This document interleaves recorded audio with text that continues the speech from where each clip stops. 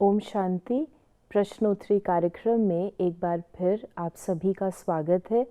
आप सबके प्रश्न हम तक पहुंचते हैं और उन प्रश्नों का उत्तर देने का हम पूरा प्रयास करते हैं। आज हम कुछ प्रश्न लेंगे और उनके उत्तर देंगी आदरणीय आशा दीदी। ओम शांति दीदी। ओम शांति। हमारे पास कई प्रश्न पहुंचे हैं, कई पहले के भी प्रश्न हैं, तो हम ट्राई करेंगे कि सभी को लें। पहला प्रश्न हम जो बाबा के अभी रीसेंट अव्यक्त रूप से चले हुए महावाक्य थे उससे एक क्लैरिफिकेशन लेते हैं। बाबा ने कहा कि तुम्हें प्यार की, संतुष्टता की, खुशी की अंजलि देनी है, इसकी आवश्यकता है। तो अंजलि क्या है, अंजलि देने की विधि क्या है, और प्यार और खुशी की तो समझ में आया, प्यार क्या है और खुशी की अंजलि, लेकिन संतुष्टता की अंजलि क्या चीज होती है? तो ये इसको थोड़ा क्लैरिफाई कर। ये जो शब्द बाबा ने यूज़ किया अंजलि, वो इसलिए कि अनुभव, उनको चाहे थोड़ा सा भी, जैसे अंजलि होती है ना, तो चाहे थोड़ा सा भी उनको अनुभव कराओ ताकि आत्मा में वो रस प्यार का, संतुष्टता का, खुशी का भर जाए। वो प्यार ही है जो फिर आत्मा को परमात्मा की याद दिलाता है, परमात्मा स्मृति में रखता है। तो कैसे देंगे? कोई ऐसी चीज़ तो नहीं जो हम उठा के दे देंगे, लेकिन जब आत्मा आपसे मिलती है, आपके संपर्क में आती है, तो आप उसको रूहानी प्यार की अनुभूति तो करा सकते हैं ना। रूहानी प्यार की अनुभूति कैसे कराएंगे? परमात्मा प्यार से। रूहानी प्यार की अनुभूति परमात्मा प्यार से कराएंगे। परमात्मा का हम आत्माओं के प्रति जो प्यार है उसका अनुभव कराना, वो एहसास कराना, रियलाइज कराना, तो उससे आत्मा के अंदर वो प्यार की अमृत बूंदें कहें, वो जैसे कि उसको प्राप्त होती हैं। ऐसे खुशी है। अब खुशी अप्राप्ति पर कोई चीज़ होती है और फिर हमें मिल जाती है तो हमें खुशी होती है। तो खुशी आप उस आत्मा को दे सकें, वो भी हमारी रूहानी खुशी। कोई दूसरी खुशी तो अन्य पदार्थों की खुशी से तो लोग संतुष्ट नहीं होते हैं। आजकल आत्मिक खुशी, अंदरूनी खुशी चाहिए। वो अगर हम उनको स्मृति दिलाते हैं, वो कैसे? रूहानी शक्ति के आधार से। जब आप मानसिक रूप से इतनी भरपूरता और इतनी शक्तिशाली रीति से, शिव बाबा हमें क्या देता है, जब हम ये बात उनको बताते हैं तो उनके अंदर खुशी का अनुभव। फिर से मेरा पिता मुझे मिल गया। खोया हुआ परिचय जब उनको मिलता है और उनकी बुद्धि एकाग्र हो जाती है, उनको एक सोर्स मिल जाता है जिससे हम प्राप्ति कर सकें, तो उनको खुशी का अनुभव होता है। संतुष्टता, अब संतुष्टता हर एक की अपनी अपनी प्रकार की होती है, लेकिन जब बाबा हम बच्चों को कहते हैं संतुष्ट करने के लिए, तो जो वो आत्मा चाहती है, मानिए वो ज्ञान सुनना चाहती है तो हम उसको ज्ञान दें, मानिए वो शांति चाहती तो हम उसको शांति का अनुभव करा सकें, वो प्रेम चाहती तो हम उसको वो रूहानी प्रेम दे सकें, वो चाहती है कुछ अनुभव करना मेडिटेशन का तो वो हम करा सकें। वो बाबा कहता है चाहे थोड़ा सा भी कराओ, लेकिन उनको कराओ। उसको बाबा कहता है अंजलि। यानी जो हम रियलाइजेशन दूसरी आत्मा को जो एक्सपीरियंस देते हैं उसको अंजलि का है, little bit of that realisation.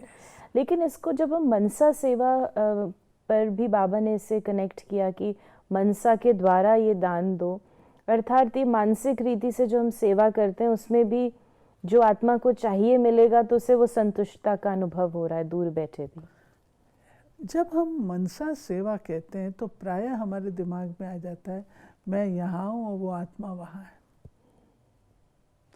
मनसा सेवा का एक दृष्टिकोण ये है, नो डाउट, लेकिन मनसा सेवा एक ये भी है कि आप अपने मन से, जिगर से, दिल से वो बात कहें जो उसके जिगर को, मन को टच करे। ये भी तो मनसा सेवा है। जब उसके मन को टच करेगी तो वो आत्मा प्रफुल्लित होगी। तो आपने ये क्लैरिफिकेशन हमें दिया। अभी शिवरात्रि आने वाली है और हमारे पास 2-3 फ़ोन्स भी आए थे और कई लोग ये पूछते हैं कि जब शिवरात्रि होती है तो सेंटर्स के द्वारा झंडे लगाए जाते हैं घरों पर, जो गृहस्थी जो बाबा के ज्ञान में चल रहे हैं। तो जैसे एक माता जी ने अपना लिखा कि मैं ज्ञान में हूँ, अकेली हूँ और सब कुछ पूरा धारणा करती हूँ, लेकिन परिवार के अन्य सदस्य पूरी रीति से धारणा नहीं है उनकी। तो जो झंडा हम चाहते हैं हमारे घर पे लगे, उसका क्या प्रक्रिया होती है, कैसे ये होता है? कई लोग ये जानना चाहते हैं। कब, कितने साल के बाद लगता है, कैसे होता है? इसमें इतना सोचने की ज़रूरत नहीं है। कोई भी ध्वज होता है वह उस स्थान की अहमियत का परिचय देता है। शिव ध्वज, ये झंडा हमारे ब्राह्मण जीवन की, ईश्वरीय जीवन की आन और बान की निशानी है। शिव ध्वज के आगे हम प्रतिज्ञा भी करते हैं कि जब तक हमने कलयुगी सृष्टि को सतयुगी नहीं बना लिया, तब तक हम ये व्रत लेते हैं कि हम ये करेंगे। झंडा विजय की निशानी है।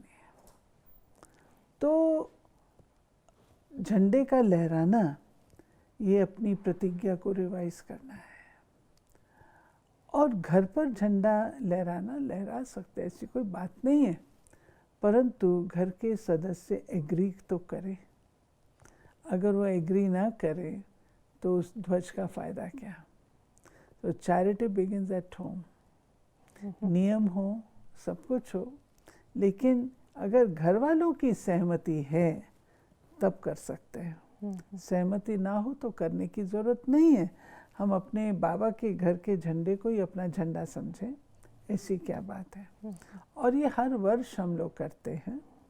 कोई नई बिल्डिंग होती है उसके उद्घाटन पर करते हैं, विशेष दिवस होता है उस पर हम करते हैं। क्यों? हम अपनी आप को रीडेडिकेट करते हैं, रिवाइज करते हैं कि हमने बाबा से क्या प्रण किया है। यानी अगर कोई ज्ञान में एक व्यक्ति भी चल रहा है पूरी रीति से, अन्य लोग चलते नहीं हैं लेकिन सहयोगी हैं, उनको आपत्ति नहीं है, वो धारणा में नहीं है, तो भी क्या झंडा लग सकता है? अच्छा तो नहीं लगता, क्योंकि सबको उस चीज़ से सहमत होना चाहिए और पालन करना चाहिए, तभी ठीक हो। मान लीजिए शिव ध्वज है और घर में भोजन की शुद्धता नहीं है तो वो शोभा नहीं देगा ना, इसलिए। दीदी, योग से संबंधित बाबा हमें कहते हैं कि जब आप योग में बैठो तो योग में भी अन्य कोई विचार ना आए कि सिवाय बाबा के। तो प्रश्न ये है कि योग में सेवा के संकल्प आते हैं जिससे योग डिस्टर्ब होता है, इसका उपाय क्या है? देखिए, बाबा ने हमको, हमारा स्कूल है ना, यूनिवर्सिटी है, तो हर एक का पीरियड है। ज्ञान का पीरियड है, योग का पीरियड है, धारणाओं का है, सेवा का पीरियड है। तो जिस पीरियड में जो सब्जेक्ट पढ़ाया जाता है वही पढ़ना होता है ना।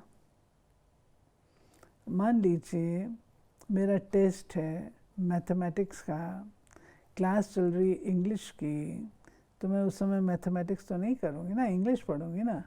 ऐसे ही जब हमारा योग का पीरियड है तो हमको योग ही लगाना है। ये भी हमारी सफलता नहीं है कि योग में मुझे सेवा के संकल्प हैं, हालांकि वो गलत नहीं है, अच्छे हैं, लेकिन पीरियड कौन सा है। एक बार ये सवाल मैंने गुलजार दादी से किया था, कहा था दादी ऐसे सेवा के संकल्प आते हैं, कोई सेवा चल रही तो प्लानिंग चलती है, तो दादी ने यही उत्तर दिया था कि जिस वक्त जो पीरियड है आपको वो पढ़ना है।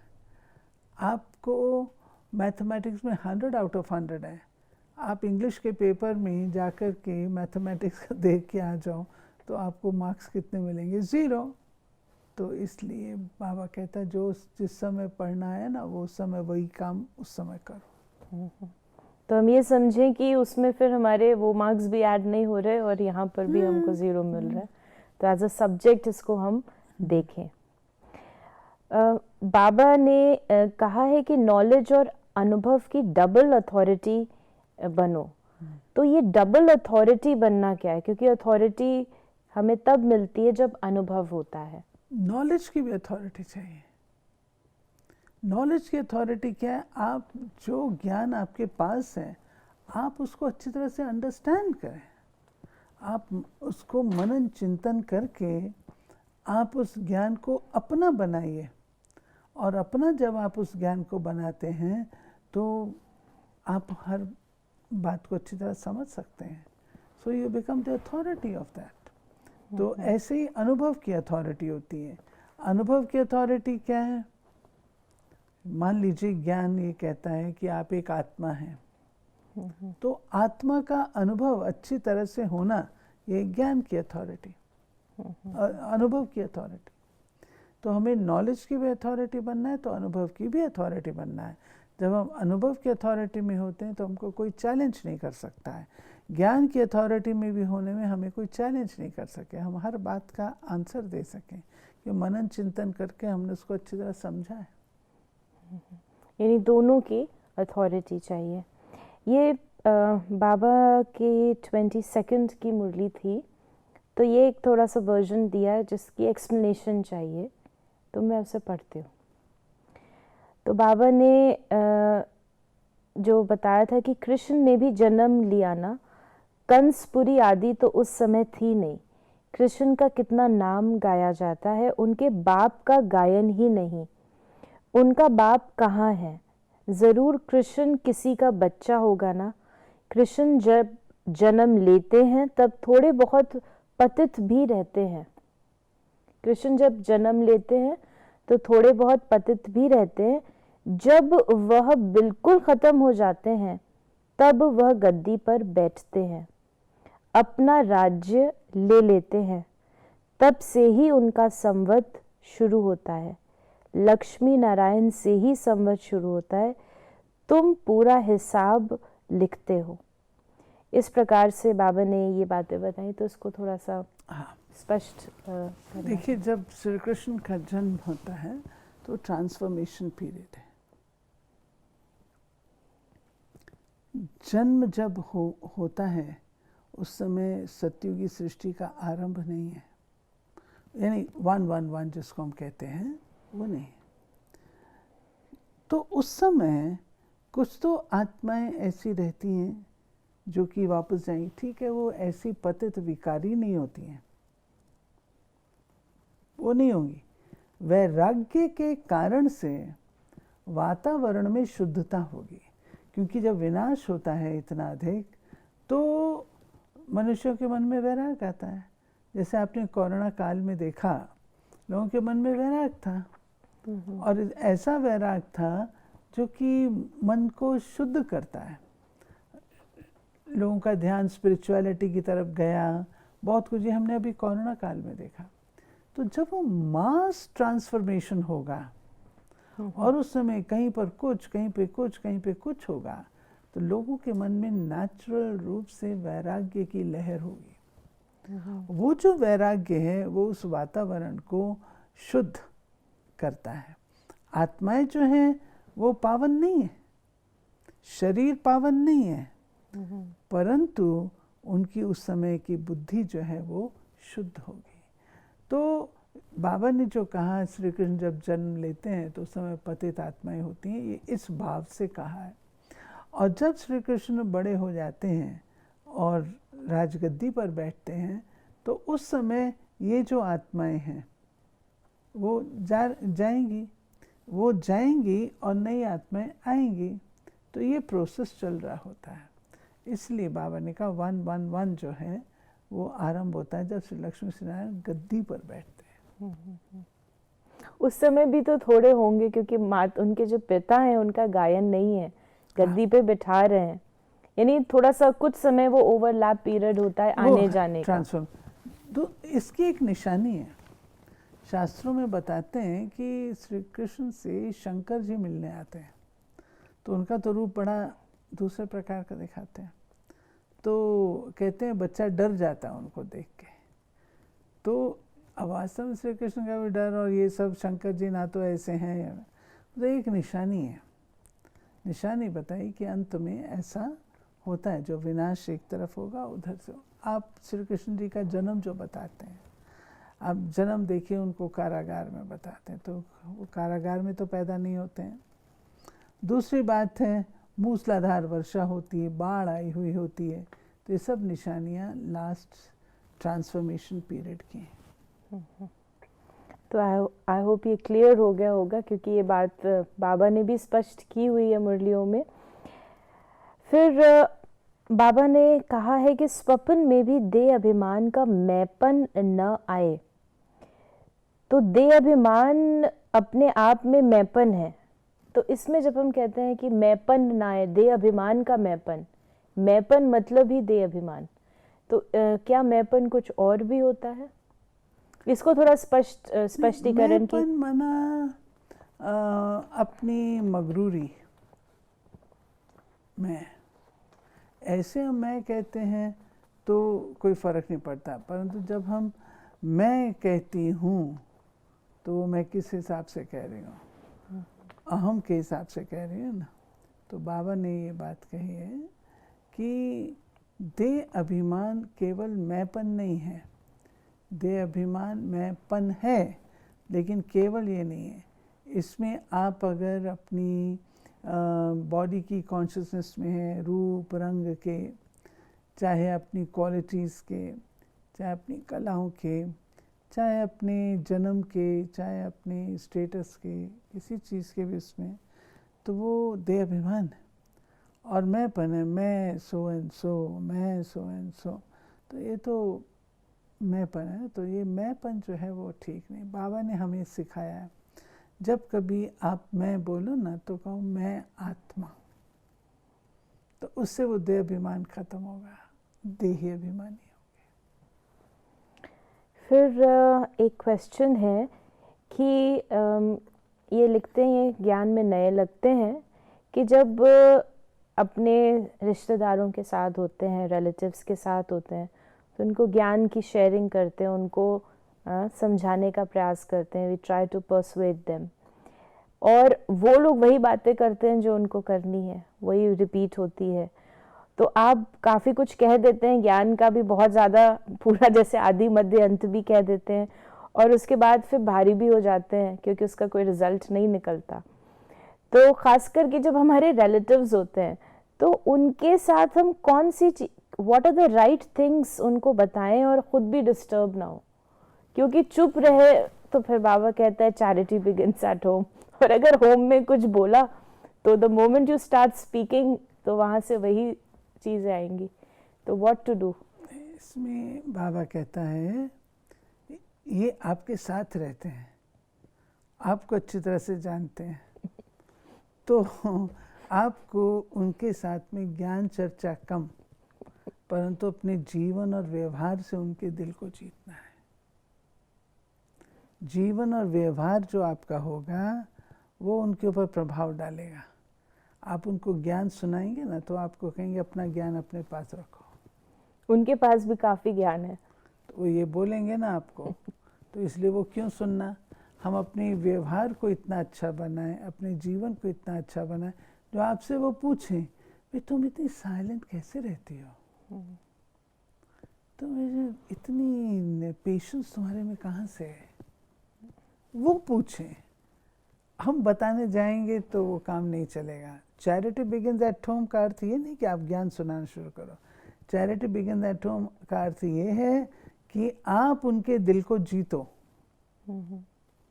वो करना, जो सबसे मुश्किल होता है। यानी हमें ज्ञान के स्वरूप में आना है, हमारे जीवन से वो ज्ञान दिखाई दे। तो जो इंटरेस्टेड हो हम उसको बताएं। बैठ के जब हम सत्संग करते हैं, चर्चा करते हैं, तो वो एक हैवीनेस आ जाएगी। तो ये बात का ये ध्यान रखें। बाबा ने कहा है कि सबसे अच्छा पार्ट उनका है जो पहले शिव की रुद्र माला में है। भक्त माला अलग है, रुद्र माला अलग है। तो इसको स्पष्ट करेंगे, क्योंकि जो रुद्र होती है उसमें तो सारी आत्माएं आ जाती हैं।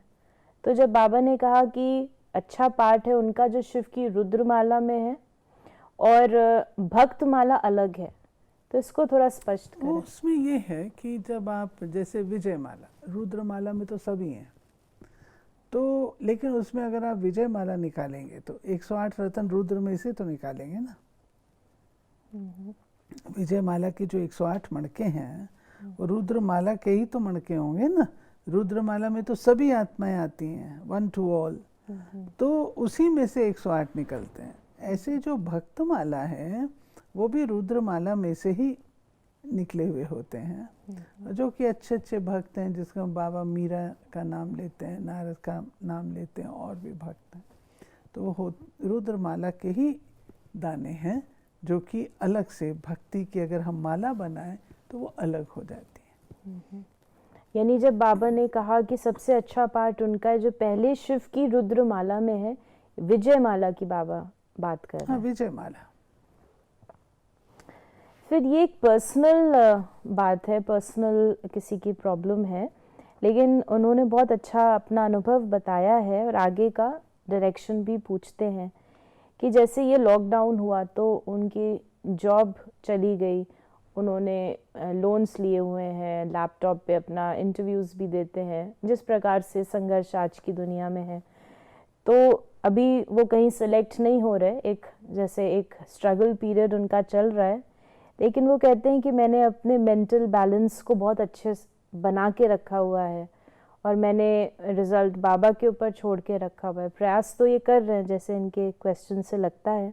वो ये पूछते हैं कि क्या कोई ऐसी चीज़ है जो मुझे करनी चाहिए और जो मैंने नहीं की, क्योंकि एफर्ट तो हर प्रकार से कर रहे हैं, बाबा अपने माइंड को भी स्टेबल रख रहे हैं।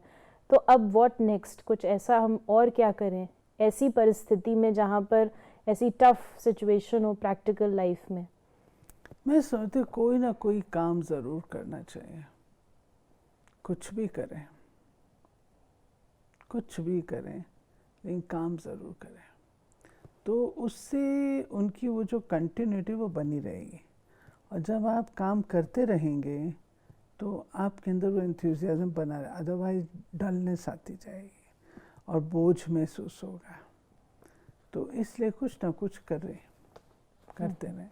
बाकी वक्त की बात होती है, हिसाब किताब की बात होती है, घबराएं नहीं, पेशेंस भी रखें और कुछ ना कोई काम करते रहेंगे तो ठीक होगा। यानी अपनी कंटिन्यूटी बना के रखें किसी भी रीति से, चाहे वो थोड़े समय के लिए हो, पार्ट टाइम हो, या कुछ ना कुछ करते रहें साथ साथ में, अपनी प्रॉपर जॉब ढूंढने के साथ साथ। आत्मा की जब हम बुद्धि की बात करते हैं तो आत्मा की बुद्धि का आधार क्या है? जैसे कई आत्माओं की बुद्धि अलग अलग प्रकार की है, कोई तेज है, कोई मंद है, क्या ज़्यादा यूज़ करते हैं, किस प्रकार से ये बुद्धि तेज और मंद होती है, बुद्धि का आधार क्या है, क्यों हर एक आत्मा की बुद्धि अलग है, पिछले जन्म का हिसाब होता है, तो उसको स्पष्ट करें। ऐसा है कि बुद्धि को समझने की ज़रूरत है। कई बार इंटेलिजेंस को लोग समझ लेते हैं बुद्धि, तो जो इंटेलिजेंस है वो हमारी ब्रेन के साथ कनेक्टेड है। जो बुद्धि की बात बाबा करते हैं वो हमारी सोच और समझ की शक्ति है। सोच और समझ की शक्ति हमारी उतनी अच्छी होगी जितना हमारे मन के संकल्प अच्छे होंगे, जितने संकल्प अच्छे होंगे, क्लैरिटी होगी, क्लेanलीनेस ऑफ द माइंड होगी, तो हमारी इंटेलेक्ट ठीक जजमेंट दे सकती है।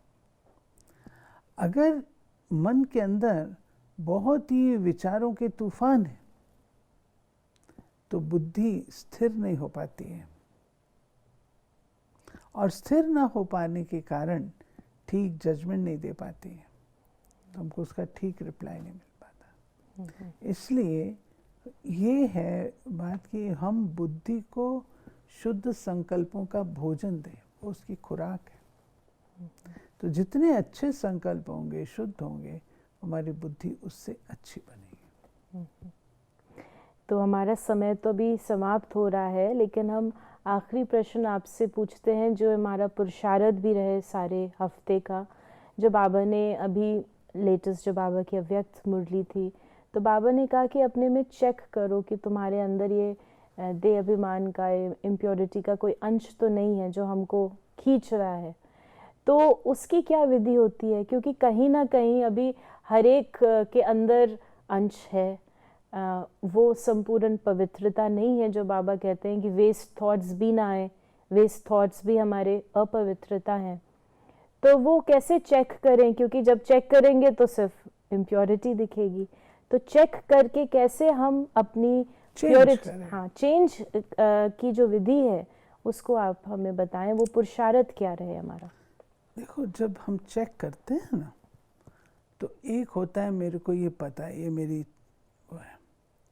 दूसरा होता है उसका रूट कॉज को ढूंढो। चेक करके जो भी कुछ आपके अंदर गड़बड़ है, उसके रूट कॉज को ढूंढो, ये क्यों है, उसकी डेप्थ में जाओ और वहाँ उसको ठीक करो।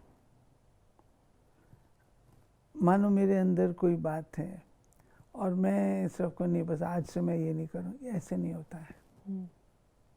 ऐसे नहीं होता है।